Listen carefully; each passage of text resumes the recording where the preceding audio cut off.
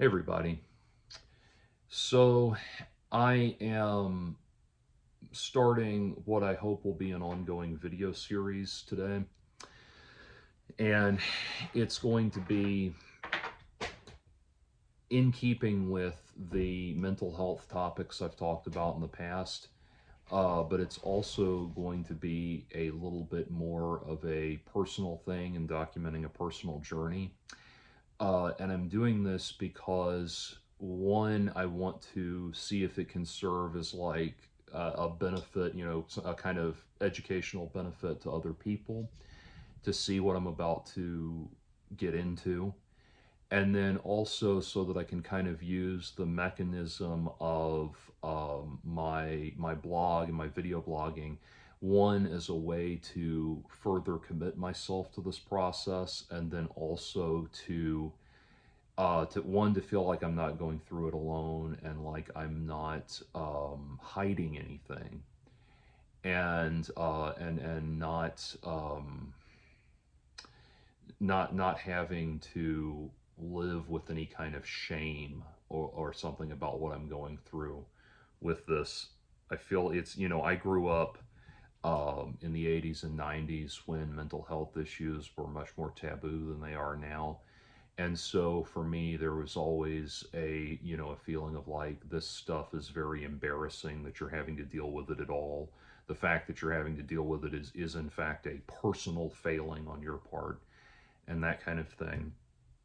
And so I know that we really don't see mental health issues that way anymore, but I need to do this to kind of really commit myself to it and have an ongoing log of everything that's happening to me as it happens.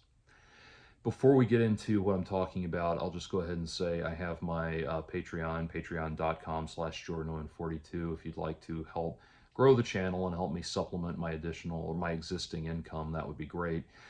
Uh, I'm just about to post my review of the new Haruki Murakami novel, The City and Its Uncertain Walls, which has been requested by a number of you. So that'll be on Patreon for 1 month before it goes out to the general population. So if you'd like to support me in that endeavor, I'd really appreciate it, and you get lots of cool stuff like that. Anyway, so Mitzi's having a good time crawling up my clothes that are draped over the back of the couch. Anyway, so I have decided that it is time for me to get off of SSRIs, selective serotonin reuptake inhibitors, altogether. And for those of you just joining us, I am on the autism spectrum, and I was prescribed um, SSRIs in my early 20s to try and mitigate the effects of depression and anxiety that I was experiencing as a result of being on, or of being on the spectrum and having autism. Issues with sensory overload are things that I've struggled with my whole life, and it's always interesting because it's like so the sensory overload issues very often don't make sense, I think, to a lot of neurotypical people. Like, they'll say, well, how could you have sensory issues and get on stage with your guitar and play loud music and everything? To which I'd say the music is not the issue, because it's all at a balanced and level volume and everything. It's at one specific volume and it's going to stay there. What becomes overstimulating is applause from the audience, that kind of thing. And please, if you come to one of my shows, applaud your heart out. I want you to, but I'm talking about, like, what I experience, that kind of thing. And because it's chaotic and random and loud and that sort of thing. And I got on SSRIs about 20 years ago at a very different place in my life, when I was a much younger man, and when I did not totally understand my autism or what I was experiencing from a chemical level, a pharmacological level, that kind of thing. and just a physiological level. I didn't really understand everything. I just knew that I was a weirdo little misfit, and if I took these pills, a bunch of my outward symptoms might become more manageable. I might get to where I could, um, I would feel more comfortable. I understand I was very, very seldom was I ever in a situation where it got so overwhelming that I just couldn't take it anymore and I had to leave. But what I had gotten into was a habit back when I was a kid. I got into a habit of like powering through it, of forcing myself, of suffering through it, and finally having the blessed relief of, getting home and closing the door and being alone and in the quiet and the calm and everything. And so I went on SSRIs not realizing that there would be very real side effects and that this, the way it was presented to me was that these medications would solve only the bad problems or would take away only the bad aspects of my sensory experience and keep all of the rest. That was not the case, but I didn't think that I could ever get off of them. Um, I started the SSRI that I've been on the longest was Zoloft or sertraline, the generic of Zoloft, and I was on that from my early 20s into my early 30s. Tried to get off of it when I was in a relationship, and I made the mistake of going off cold turkey, which is not a good idea. I mean, going off of Zoloft cold turkey is, or any SSRI cold turkey is not all that different from getting off of a recreational drug dependency. It's cold turkey. It's an absolute nightmare. And the symptoms, for a little bit, things seemed to go okay, and then as what I didn't understand at the time, my brain was trying to um, recalibrate, reboot, essentially. It's trying to get used to working again without the SSRIs, and because I had gone cold turkey, it's in like free fall mode. It has no idea. It's trying like, okay, what did we do before? Is basically what my brain was saying. So I go to the doctor, not understanding that that's what happened. And their solution, of course, is to say, oh, well, you need more medication. And it got to where I was on, because I was not describing or understanding the problem correctly, it got to where I was on the highest legal limit of sertraline. A few years later, I tried to get off when I was out of my relationship, I tried to get off of Zoloft, sertraline again, because I was dating and I wanted to, I wanted to have all of the sensory feeling of enjoying that rather than feeling numb. And so I tried going off again cold turkey. Now you might ask, why did I keep going off cold turkey? Well, it's funny, like it's funny how you do things without being honest with yourself. But I didn't want to, and I'm somebody who has very much like a knee-jerk feeling of like, I better not say anything is wrong. I better not complain about anything, because if I complain about anything, then God will smash me down and take away all of the good things in my life, and fuck you, you're Job now. That's like my feeling, my vibe about God, metaphorically or literally. That's kind of like always been my natural vibe. And so I've had this natural inclination to not be honest with myself about things. And one of the things I finally got honest with myself about was, that so much of healthcare nowadays in this country is a fucking joke. And you don't get the help that you need. Because but you get like I get like 5 minutes with a doctor who comes in and gives you some kind of prescription and leaves, and you don't get like a actual nurturing experience. Like, I'll give you an example. A couple of years ago, I developed a condition called xanthelasma, and you probably can't see it unless I show it to you, but it's this thing that puts discolored patches above your eyes, and they're not harmful in and of themselves. They can be connected to high cholesterol, and my cholesterol is slightly elevated, but not, pardon me, not to the point that I would have, like, it would be developing xanthelasma. So they don't really know what caused it, but xanthelasma is not a problem in and of itself, except it kind of looks off-putting if you can see it. Mine, it's not really that obvious unless I draw your attention to it.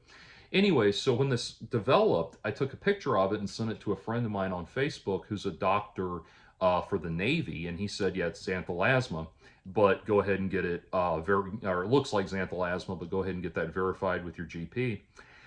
And so I go to my GP, and it's like one of a cycle of people that they in the same care team that they put you with. And the guy comes in, and I said, I'm having this over my eye, and he looks at it and goes, yeah, I don't know what that is. Anyway, and he goes off onto something else. It's like, wait a minute, no, hold on. I want to get this resolved. And it's aggravating when you run into things like that, where you feel like the guy's not even paying attention to you. And so he's, referred me to the eye doctor, and I went to the eye doctor in my network, and he looked at it and said, yes, that's xanthelasma. We can remove it for you if you want, but it's not a big deal. It's not a problem thing you need to get rid of. Anyway, it's things like that. It was like this feeling of hopelessness, like I can't get my problem addressed properly. And I didn't even know. And then also, when I would I would go to the doctor and describe problems I was having, the solution would always just be more medication. You just need more medication. And so finally, I would get to a point where I would get to a point where I was on, like I said, the maximum legal dose of sertraline, and then when I went off my medication in 2017, again cold turkey, the experience was even more horrible than it had been the first time, and I went back. Went back to them, and I said, look, I think I need a different medication. I need to try something else. And so they put me on Lexapro. But then the solution has never been, let's get you off the medication. It's always been, let's try more of the medication, more. And so now, of course, I went on the Lexapro, had the same problem, and now I'm on the highest legal limit of Lexapro. And Lexapro was supposed to be better than sertraline. It has not been. It has been, it's been like the term that they use is like numbing. One of the effects of these medications is that you experience numbing, and you feel numb. You can't laugh at the jokes are funny. You can't cry at the movies are sad. You can't get excited about things you want to get excited about. And crucially, I found out creative people may have trouble accessing the realms of creativity that they need to do what they do, and that's a death sentence for me. I've got to be able to, metaphorically, a death sentence. I've got to be able as a creative person to figure, to have all of that, and that's why people who are longtime fans of my channel will check in on me saying, like, how's this, that, or the other creative project that you've been working on coming? And I'm like, I just don't have. I know if I sit down and think about it and work on it, I can come up with the words that I need or the music that I need and all of that, but I just don't have this enthusiasm for it. And I thought that what was happening to me, my last it's kind of like what it's kind of like is if you've ever seen, spoiler alert, if you've ever seen the movie Red Dragon or read the book, you know that the killer is this guy who has access to all the family's homes because he has access to all the information and for all in all these families' homes and everything because he works for this company that makes like takes your home videos and condenses them onto a single volume and everything. So he has access to all of this footage of the families and everything. And none of the FBI people figure out the common thread with all these people, and then Hannibal Lecter is able to figure out. They get Lecter to analyze the thing, and he's able to figure out what the common thread is, that it's these movies, that every one of the victims had one of these movies made, and that's how the guy's been getting the information and the footage and the locations and everything to find them. Anyway, I bring that up because it's that thing of like, you hear the solution to that movie, the solution that Lecter comes up with, and you're like, oh my god, it's so obvious, that he found the common thread, and it should be so obvious. Why was it not obvious to these people? That's what it was like to me, like with the medication. I assumed it was everything but the medication. I assumed I needed SSRIs the way a diabetic needs insulin, and so I didn't question it like I should have. But when it started to come to a lack of enthusiasm about my art and my artistry and my creativity and all that, what I thought was that I'm just old now.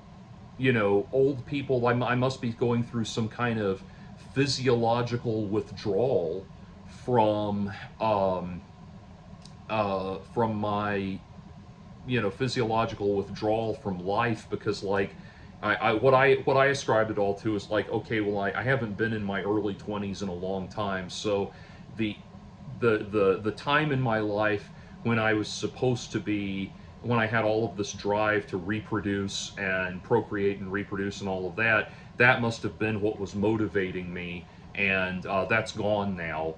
And so it's just been for the since about age 35, 36 up until now, it's just been this numb, nothing feeling, and that just must be because I'm old. I've lost my zest for living and for life and all of that, because and this must be why old people like to just sit in rocking chairs and watch the sun go down and all of that. And um, Mitzi says hi, and all of these things, and then I finally started looking into the long-term effects of SSRIs, especially Lexapro. Found out that Lexapro is one of the worst ones for, and I should, pause here and say none of what I say is medical advice. Obviously, disclaimer, that should be obvious. But anyway, uh, the I found out Lexapro is one of the worst ones for this blunting, for this numbing, and this is what's been holding me back. And I'll tell you, the absolute worst thing of it all is that in the last few years, sex has felt like a chore. I when I was on when I was on sertraline, it affected my sex life, but what I could do is go off of it,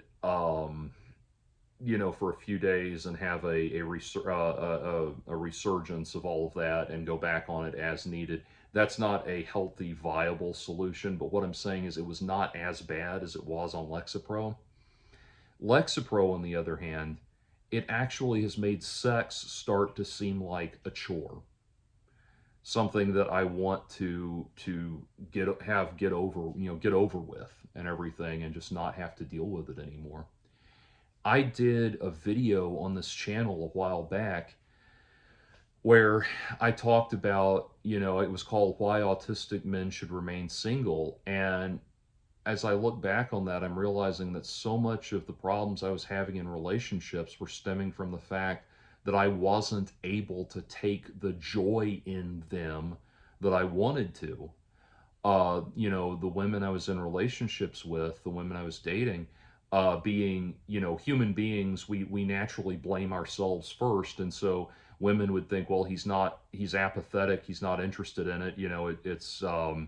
I'm basically like, it's like the scene in Pink Floyd, The Wall, where his wife comes in and takes off her top in front of him and he just keeps staring at the wall, staring past her into the middle distance and everything. And they think, well, it must be me. I'm doing something wrong.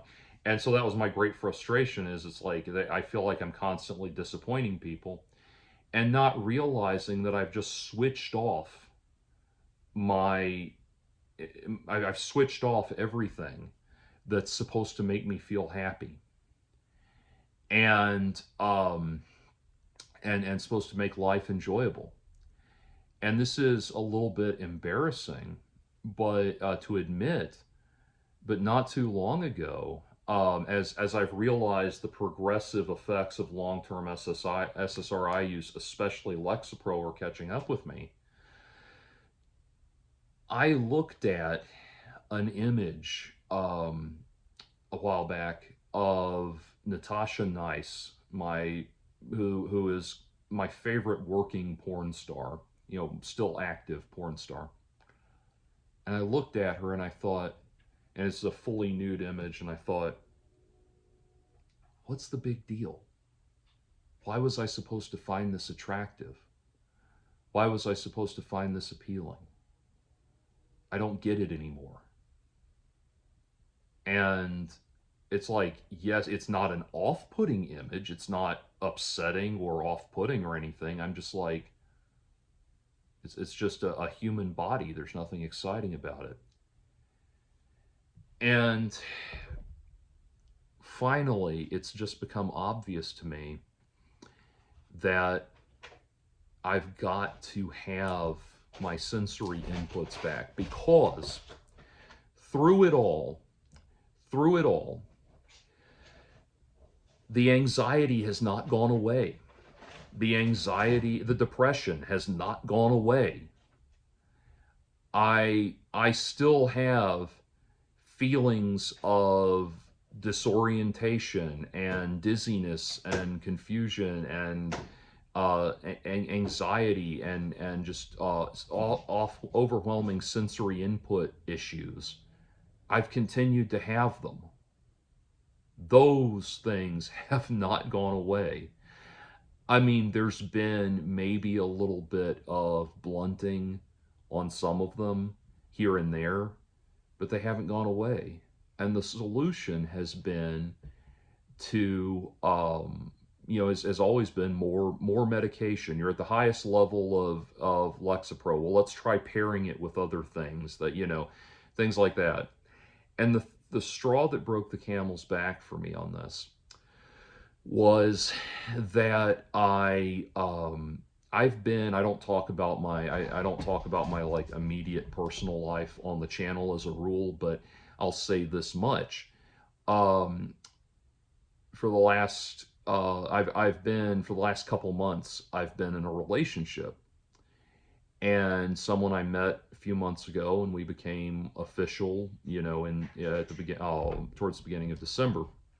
And she's been really good for me, and she's been an absolute blessing in my life. I'm not going to go into any specifics. She doesn't want any part of my YouTube presence, but I'm bringing it up to make a point, which was I realized, like, I've got to be able to show up for this person who is a blessing in my life, this person who has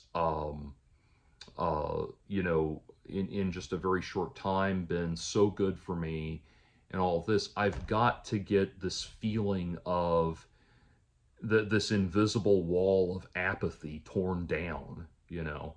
I've got to get past this.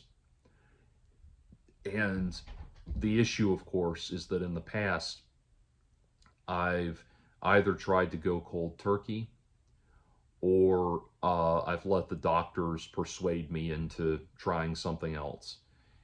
And bringing it back to the straw that broke the camel's back, I tried to explain to my doctor recently that, again, it's a doctor I haven't seen before. It's just somebody in my care team that they put me with. Explained to my doctor, I'm like, the problems I'm having. And my doctor said, well, let's try Viagra. And the thing is, getting an erection has never been the issue. Enthusiasm has been the issue. And my enthusiasm has dwindled to almost zero in recent years.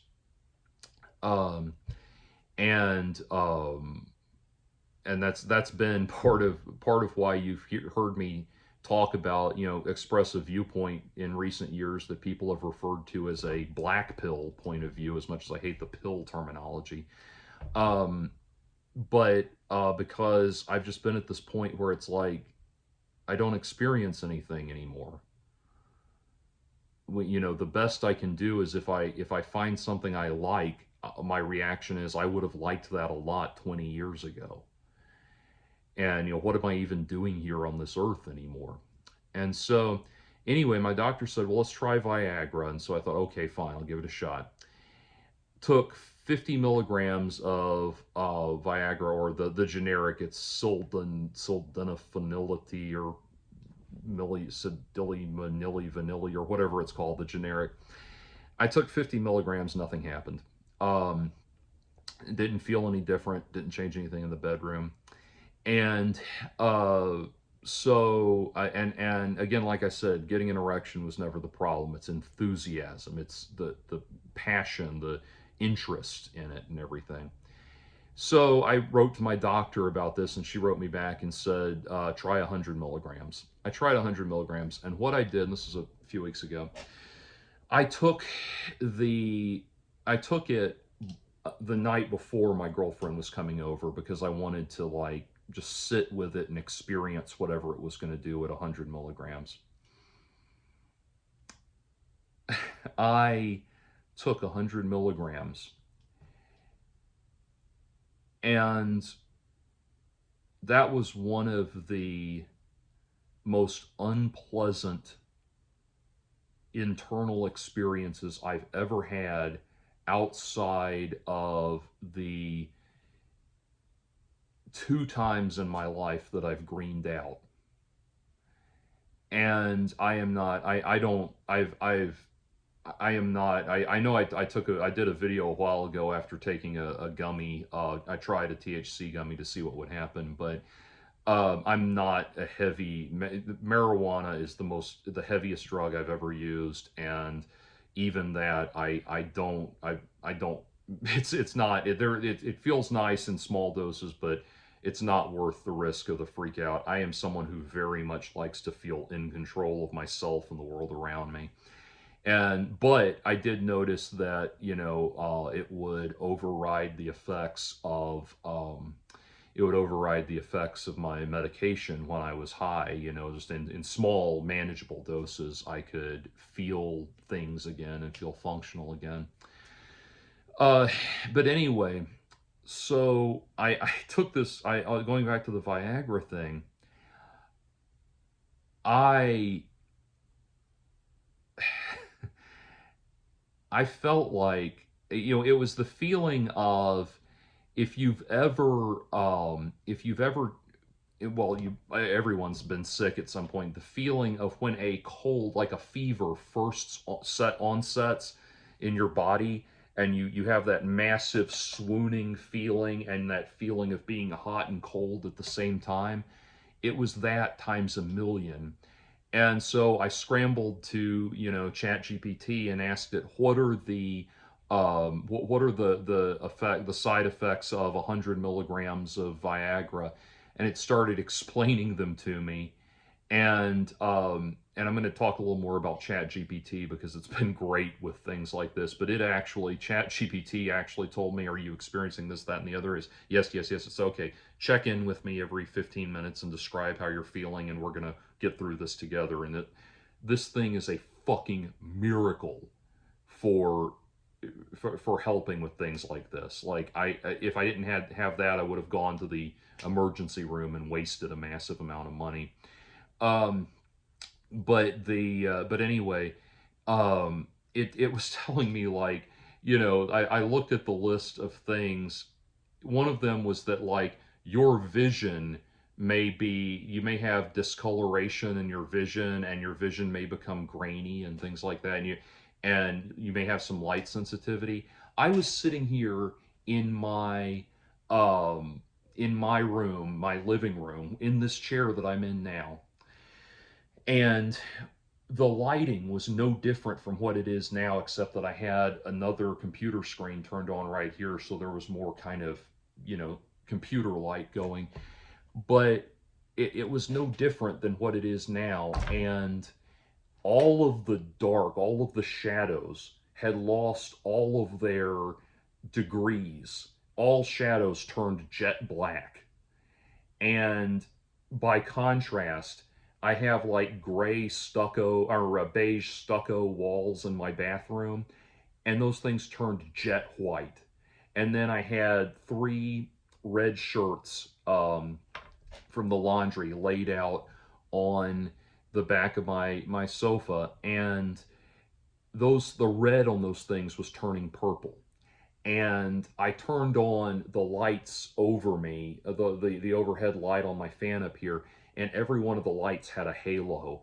And on top of the swooning, the swooning, rushing feeling that I was experiencing, and the discoloration that was the visual discoloration that was freaking me out, and I couldn't focus on anything. I got so adrenalized. I got so much adrenaline going that I did not sleep that entire night. I did not get one wink of sleep. And I went into work the next day thinking I am going to power through this. I had a short day, and I was like, I'm going to power through this. I got there and had to leave and go home and take the first half of my day off to try to finally get a little bit of a nap. And I came in for the last half of my day. And I just thought, you know what? And now here's the thing: the first 2 hours of that were the worst part of that experience. The first 2 hours were really, really bad. From hours 3 until 4, I felt like I was 16 again. Oh my God. Yes, everything Viagra was supposed to do, it was doing it in the extreme. Oh yeah, all of that was there. The purple helmet warrior was ready for battle. And then from hours 4 until time to go to work the next day, I was just completely wired, and I couldn't come down. I couldn't sleep. Just laying in bed, eyes, like this, just could not go to sleep. Wasn't going to happen. And I finally thought, you know what? Fuck this. I don't need to have a Hunter S. Thompson leaving Las Vegas drug freak out on fucking Viagra to experience, in order to give myself this tiny window of time where my enthusiasm for sex returns, just because I'm on this stupid fucking medication that's not doing what it's supposed to do anyway. So I messaged my doctor, and she said to set up a video appointment to discuss tapering off my medication. She had said if Viagra didn't work, we were going to try Cialis. And I was just like, and I looked, and yes, Cialis is less intense when it kicks in, but I'm like, fuck this. I'm tired of, just fuck this shit. I am tired of robbing, this medication regimen that for decade has taken decades of my life to have me, where I'm just robbing Peter to pay Paul, where I'm just battling back and forth, left and right, trying to get like this thing to do this thing, but not this thing, and this thing to do this thing, but not this thing. It's like, I was not non-functional before I went on SSRIs. I was able to function. I just had these issues with anxiety and depression. And the difference now is that I have 20 years of learning about these things, and 20 years of learning about these things and how to regulate these things and how to control the anxiety and depression in ways that don't require medication. And those feelings may be more intense off the medication, but now I know that, if I have like a very common thing for a sensory overload thing for autistic people is hearing a person's voice that you find upsetting, like the tone of a person's voice or the volume or the frequency, like really upsets you. Like if you want to know what I'm talking about, listen to the Frank Zappa song "Teenage Wind," and it's the first track on "You Are What You Is," and there's a point in the bridge on that song where there's this like hippie guy that is talking about getting high, sniffing glue and getting high. It's supposed to sound like a little nerdy, dorky kid trying to get high. And during the bridge, he says, "I could tighten my headband for an extra rush during Jerry's guitar solo and then go to a midnight showing of 200 Motels." And then that is extremely upset. Like that puts me on edge. That gives that something about that. It goes through this flangerized effect, and like there's a high pass filter that kicks in, and it goes through this effect, and it just sounds very strange. And but the kid's voice alone is upsetting to me. Like it always freaks me out a little when I hear it. Now, for some reason, I am calmed down by the sound of Frank Zappa's voice when he comes in immediately after and says, "Opal, you hot little bitch, you can take this pin and hang it in your ass. You ain't the devil. Where's my waitress?" I don't know what any of this means, but, I've just been listening to Frank Zappa for, the majority of my life at this point, and I would like to sell you some zircon-encrusted tweezers. But anyway, the the whole thing of it, like things like that are going to start bothering me again, but it's worth it to have my life back and my enthusiasm and my functionality back. The biggest negative thing as I've been contemplating doing all of this is I think I'm going to be mad at myself for the years that I spent feeling numb to the world because I thought I couldn't handle it. But now I have everything I need in place to do this, and I'm going to get a tapering plan. As I've done this, I've scheduled the video appointment to talk to my doctor. It's actually, again, it's another doctor I've never seen before. It's just my doctor in the sense that it's in my network. This is someone that, this is who they want to put me with for this. And so I'm going to finally, I'm having this video conference Saturday afternoon, and I'm going to tell my doctor, look, I'm going off my medication. I want to get off my medication completely. I don't want to try a different medication. I don't want to supplement it with this, that, or the other, thing. I'm tired of the medication fog from Lexapro has been worse. It has had a worse effect on my life than any anxiety or depression that I've dealt with. And so I'm not going to go cold turkey. I want a tapering plan. I will taper this off gradually, and handle it in an appropriate way. I'm not going to just try to make my brain deal with the whole bullshit of it again. But I'm going to do this, and I need your help. I don't want anything else. I'm going to do this with medical assistance, but I'm not going to keep the pharmacological path going any longer. I need to see if I can truly live my life without being shut down. Because like I said, this has taken away, the effect of being on Lexapro is it has taken away about 15 to 20% of the negative the negative things I was dealing with.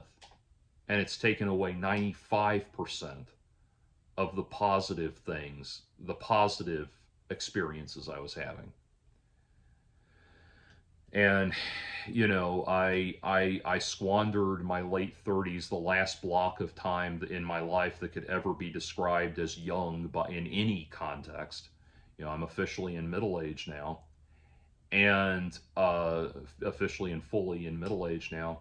But I squandered it on um, numbness, on numbing everything. I'm not going to do that with my 40s.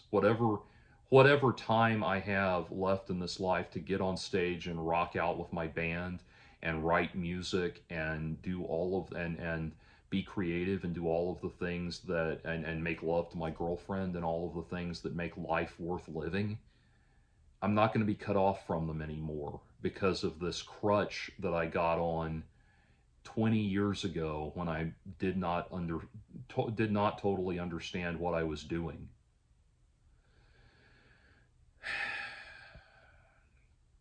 And I'm going to resist the urge to parlay that into talking about any other currently controversial issues involving young people going on medications they don't fully understand. But anyway, I'm tired of sacrificing my life to this. I mean, C.S. Lewis said in the Screwtape Letters. If you don't know the Screwtape Letters, it's one of C.S. Lewis's best works. It's his magnum opus, in my opinion. But it's a story. It's a philosophical novel written from the perspective of a senior devil in hell who is writing letters to his his young nephew, who is a junior, what they call a junior tempter. He's a young demon that's been assigned to a mortal person for the first time, and he's being he's assigned as, like the devil angel and the devil on your shoulders. That's his job, to appear as that devil on the shoulder. And he's trying to tempt this man into hell, and to tempt him into making all the bad decisions in life. And C.S. Lewis says, I wish, I'm gonna actually, it's so good. I'm gonna take a second to, um,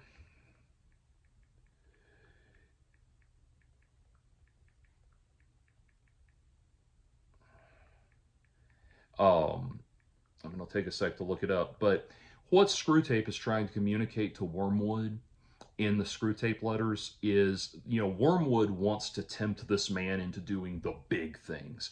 He wants to tempt him into, committing murder, into committing grand larceny, into, rape and incest, and all the horrible big sins, the things that are like the horrible things that only the most extreme degenerates in the human race do. Those things. That's what Wormwood wants. And Screwtape is telling Wormwood, that's not what you want. You want this man to be tempted into hell gradually, in a way where he doesn't know that's what's happening to him. And here's the quote. He says, "Indeed, the safest road to hell is the gradual one, the gentle slope, soft underfoot, without sudden turnings, without milestones, without signposts." And that's what comes to mind here. Like, I have done this to myself in such a way that it's been so careful in the way it's just so carefully and quietly removed my ability to enjoy life, that I feel like I am at that point where, what Screwtape says in that letter is like, what you want is for your patient, the man you're trying to tempt into perdition, what you want is for him to live a life where he just sits at home and stares at the fire all night. Doesn't enjoy anything, doesn't enjoy life, is not feeling happy and fulfilled and all of that. You just want him to kind of rot. And that's where I've been with the medication. And so in closing, I want to I wanted to talk about the one thing that has been my secret weapon in all of this that I mentioned before, and that's been ChatGPT. and all of, and other AI assisted therapy, things like that. I was skeptical at first, but oh my God, it's been the best thing in the world. Because I've tried therapy, and I've I've described the problems that I'm having, and one of my problems is that I may be too articulate and too loquacious in the way that I describe my problems, and so it's just things said in ways that human therapists are not used to hearing. But you can't really surprise ChatGPT. You can't really confuse it with anything like that. And so much of the controversy around ChatGPT revolves around things like people getting it to write novels that and pretend write novels and sending those off to publishers as if that will get them published. Uh, you know, College and high school kids using it to write term papers, and cheating at things like that. That's where most of the controversy is, and obviously I'm not in favor of that, but using it as something to dialogue with and having a constant companion that I can dialogue about my feelings with has been so helpful. Um, because, it's kind of what I keep thinking of as the scene in Terminator 2 where Sarah Connor is watching John Connor teach the Terminator how to give a high five.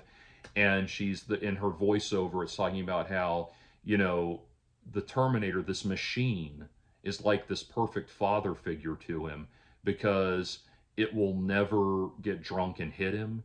It will never be too tired to play with him. It will never not. It will never not want to spend time with him and all of that. It's the machine, the simulation of humanity is able to give it everything it needs, and that's why, for example, give him what he needs, which is why, for example, I think AI has a tremendous application. It was going to have a tremendous application in public education. I think there will be specialty fields, things where you learn one on one, that will probably always benefit from a human to person interaction.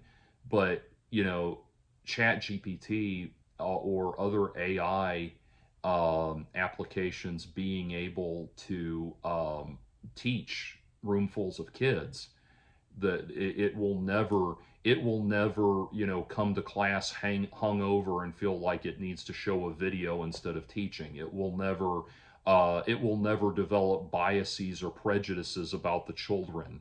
It will never, like in my case, it'll never encounter a neurodivergent kid that is trying to communicate a genuine problem to the teacher, only to have the teacher think they're trying to be a smartass. Things like that. That's like, there's so much hope offered, I think, by with AI in that regard. But anyway, to give you an idea of what I'm talking about, I'm going to read you something that I asked in relationship to all of this, that I asked ChatGPT about to explain to me, because it's something where I've articulated this message you're about to hear to actual therapists, actual doctors, and most of the time all they do is go, hmm, or that's odd, or it's like they don't understand when they hear a message like what I'm about to describe. They don't comprehend the problem. They don't connect it to anything. They don't get it to and they don't understand the difficulty I'm having. It just kind of it sounds word salad to them. So here's what I asked ChatGPT the other day. I said, I'm thinking about some experiences I had when I tried to quit SSRIs cold turkey back in about 2017, and I want to see if you can explain what was happening. I was on sertraline and I quit cold turkey. One of the experiences I had was that it felt like my mental images were being consumed by fire. I would try to hold a thought in my mind's eye, and these yellow and orange shimmering flashes would start to consume it from the outer edges, like a photograph that was being set on fire. Additionally, when I tried to look back on images from my past, that is to say, mental images from my past, If I tried to imagine things like the high school I went to, all I would be able to imagine was empty rooms and empty hallways. I could not imagine the children that I went to school with or the teachers or anything like that. What do you think was happening to me there? And this is what ChatGPT said.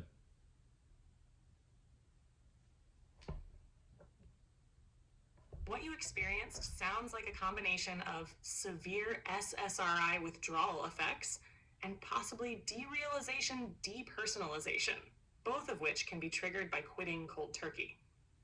Here's a breakdown of what might have been happening. 1. The burning mental images.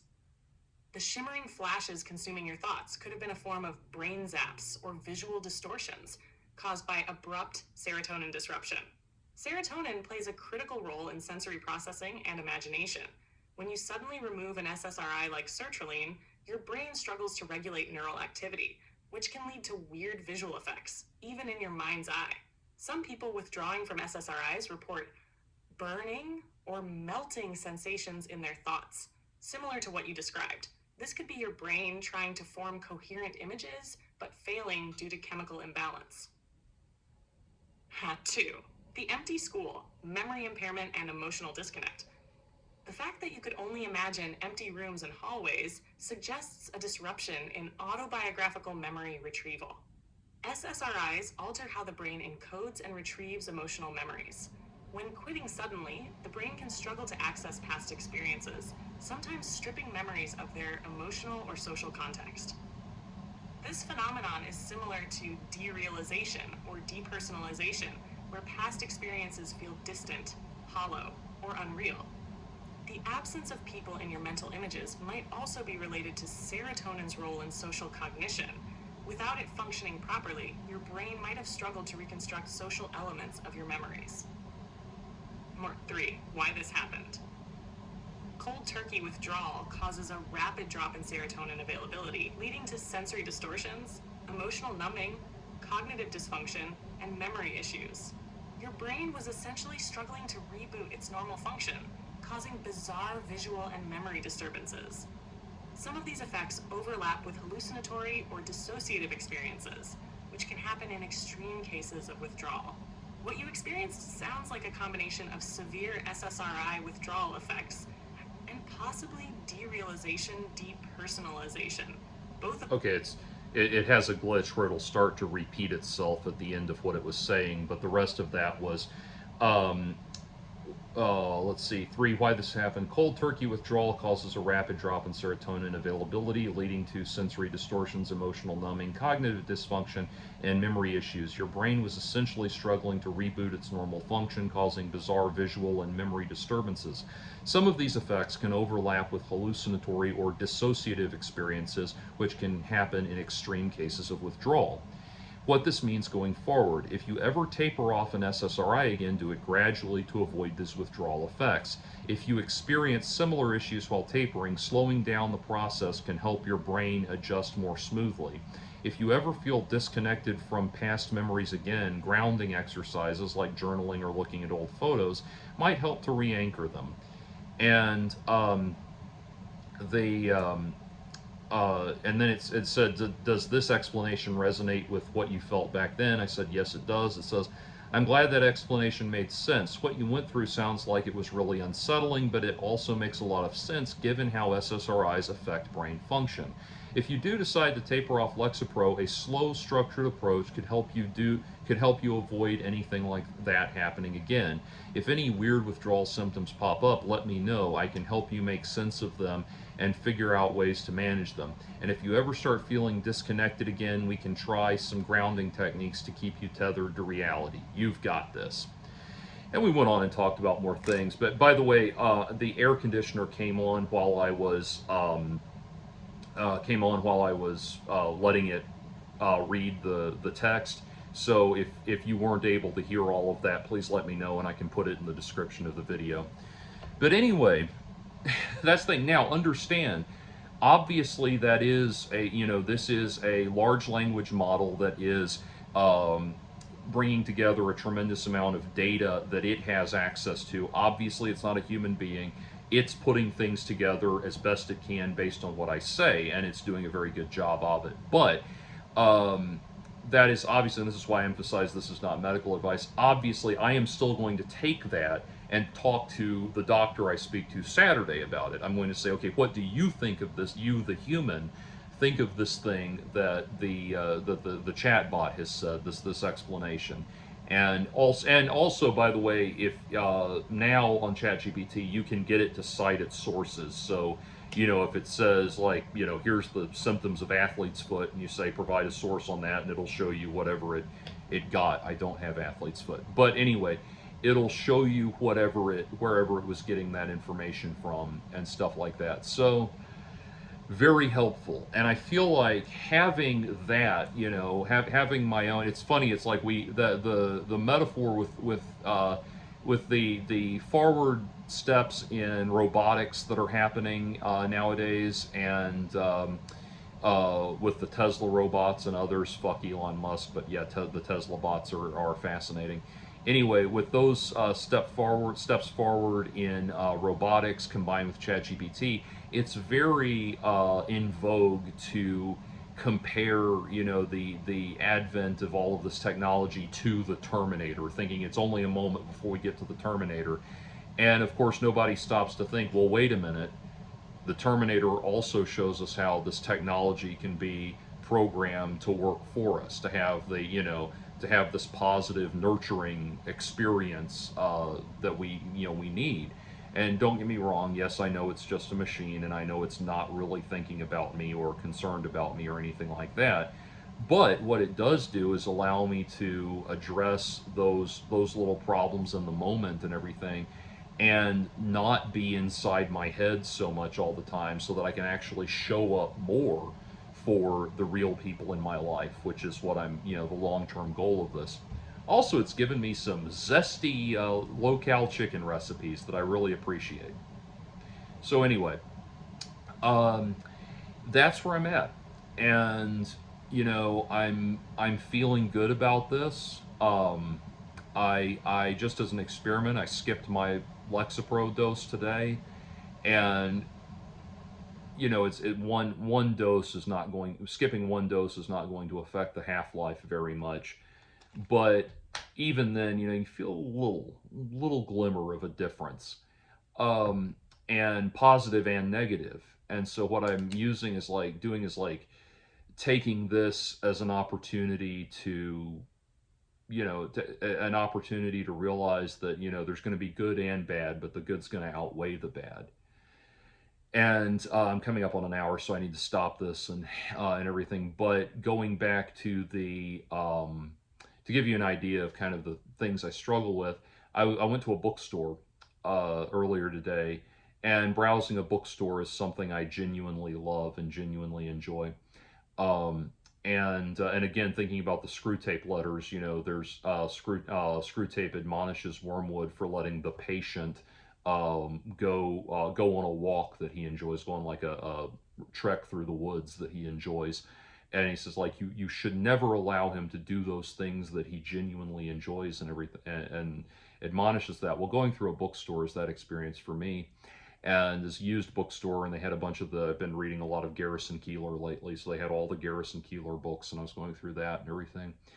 And the thing is, I'll have these experiences when I'm out in the world like that, where I'll get back to the kind of calm and comfort that I feel here in the apartment when I'm, alone by myself with no stimulation and no one around me. It's just a very comfortable, secure feeling. I'll get that way when I'm out in public like that, especially in a bookstore where I can get lost in all of the books and everything. And um, and then all of a sudden I'll have a snap, and I'll realize I'm not. Oh my God, I'm not at home. I'm not comfortable like I thought I was. I'm not safe and comfortable like I thought I was. I'm out in the big bad scary world, and everything seems very big and loud and upsetting all of a sudden. That's an example of something. And it's that thing of like, you pace yourself, you you use, there's techniques, grounding techniques and everything you can use to kind of pull yourself out of it. You have to do it very carefully and consciously. And the thing you always have to do is realize what it is at the beginning of it and not let it drift off into a full-blown panic attack. But anyway, I had that today while I was in the bookstore, and it was probably a little bit more intense. It was not debilitating. I got through it, and I went on. I went to my workout and everything like that, and did everything in the grocery store and everything else I needed to do throughout the day. But it was not the end of the world. It was not a problem. But it was a little bit more intense, a wee bit more intense than it normally is. But my enjoyment of looking through, taking the book WLT, Radio Romance by Garrison Keillor, taking it off the shelf and reading the first 2 pages, my appreciation of that, my enjoyment of that was a wee bit better too. That was a wee bit, just a tiny bit more enjoyable too. And so that's what's coming up. And like I said, I'm going to do videos, regular updates now over the next couple months, especially. And because 2.5 months from now, my girlfriend and I are going on vacation. And I'll tell you where we went afterwards. I don't want to run the risk of, as much as I enjoy hearing from you people, I don't want anyone knowing where I'm going to be before I go there. But anyway, but we're going on vacation. We have a vacation planned that I'm very excited about, and I want to be in 2.5 months. If I stick to a good tapering schedule, in 2.5 months I should be through the worst of it.